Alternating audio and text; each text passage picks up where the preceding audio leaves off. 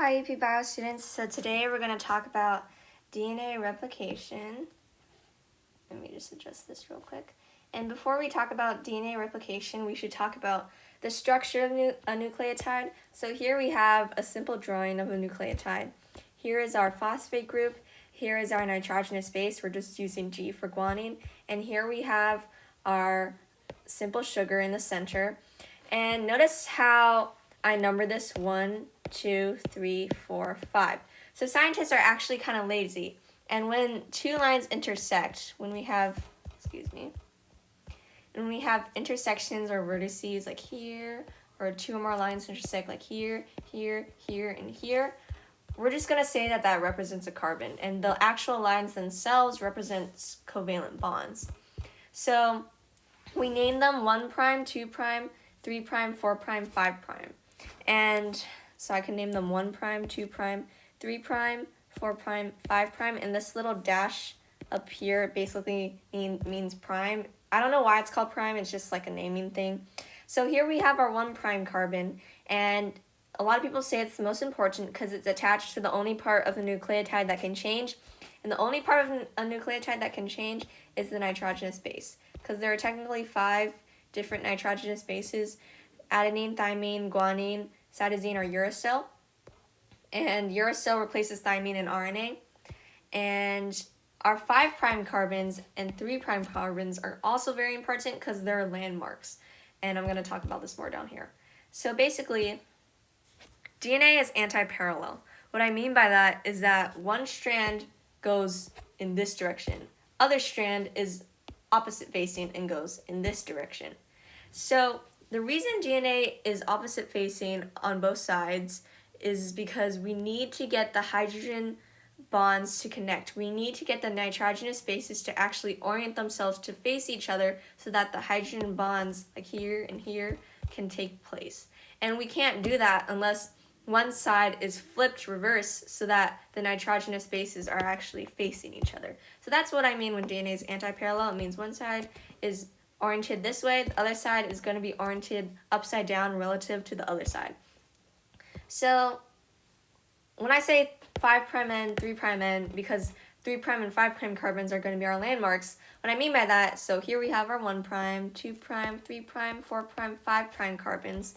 And our 5' carbon, well, it's kind of at the end of this DNA strand. Obviously, DNA strands are not going to be like 4 nucleotides, but this is just a simple example.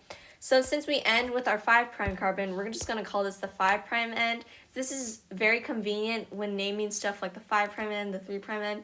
Later, when we show diagrams of full-on DNA strands, that's just very convenient for naming and referencing. And since we end in the 3' carbon right here, we're going to call this the 3' end. Same with the other side because it's anti-parallel, except we end with the 3' carbon right here.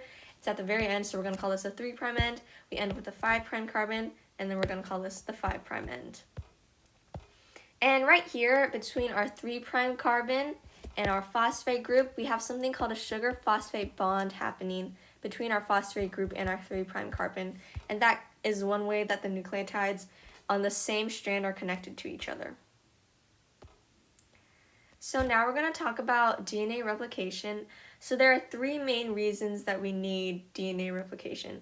The number 1 reason is for reproduction. Obviously, if a mom is like growing a baby in her stomach, she needs to do a lot of mitosis, which is just a fancy way of saying cell division, so that new cells can be formed for the baby to form.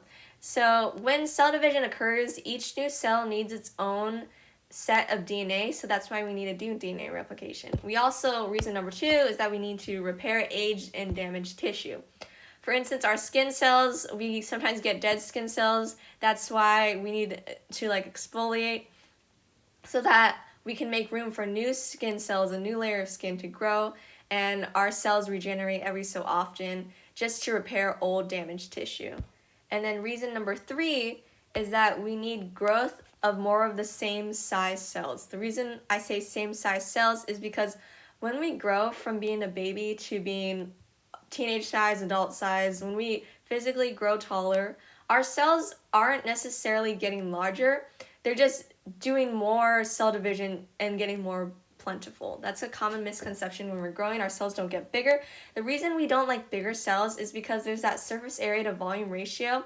There's this rate of diffusion of materials entering in the cell and waste exiting the cell, etc. So in order for cells to be more efficient, we need to maximize the surface area to volume ratio. That's why we need smaller cells and not larger cells. Larger cells are less efficient. So that's why when we grow, we need more cells and not just bigger cells. We need more cells of the same size. And we start with helicase, which is an enzyme because it ends in ASE. It unwinds and unzips DNA, forming a replication fork, which is right here. It does this by breaking the hydrogen bonds between the nitrogenous bases. So helicase, I like to think of DNA as a zipper, and basically helicase just breaks the DNA, breaks the hydrogen bonds and kind of like unzips DNA. And another enzyme, topoisomerase, and we know it's an enzyme because it ends in ASE. And enzymes are protein biological catalysts that speed up chemical reactions. Topoisomerase breaks and rejoins the double helix so that knots are prevented. It does this by cutting, untwisting, and reattaching DNA. So in the middle of the DNA molecule, when we unzip it, knots are going to form at one end and knots are going to form at the other end. And to kind of prevent these knots from forming, topoisomerase is going to break and rejoin the double helix so that knots don't form. So if we look at this image right here, we have a replication fork right here and a replication fork right here. So basically, these divots, one right here and one right here, are basically our replication forks. And when two replication forks combine, we have a replication bubble. And also we have our 3' end and our 5' end. And since DNA is anti-parallel, we have our 5' end and our 3' end. So more about DNA replication, single-stranded binding proteins, I just abbreviated SSB, but it's just single-stranded binding proteins, bind to each side of DNA kind of like this.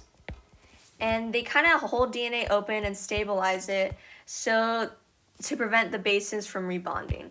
And then another enzyme, because it ends in ACE, DNA polymerase moves up the leading strand from 5' end to 3' end and builds an anti-parallel chain. It reads the template strand. The template strand is this strand right here and this strand right here. The strand that it's reading is the template strand and adds new nucleotides. It reads from the 3' end to 5' end and it builds from 5' end to 3' end. So that might sound a little confusing to you. What I mean by that is it reads the template strand, which starts from 3' to 5' end. It reads from 3' end to 5' end, like down here. But because DNA is anti-parallel, when it's building a new strand based off the template strand it's reading, it builds from the 5' end to the 3' end. Hopefully that makes sense. If not, because when I first learned this part, it confused me a little bit. So feel free to watch this part as much as you need. And when a new DNA strand is being built continuously towards the replication fork, this direction, it's called the leading strand.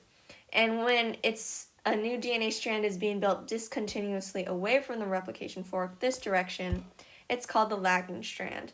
And then DNA builds segments called Okazaki fragments and diffuses towards the fork, builds a segment, breaks off and repeats, and this happens during the lagging strand.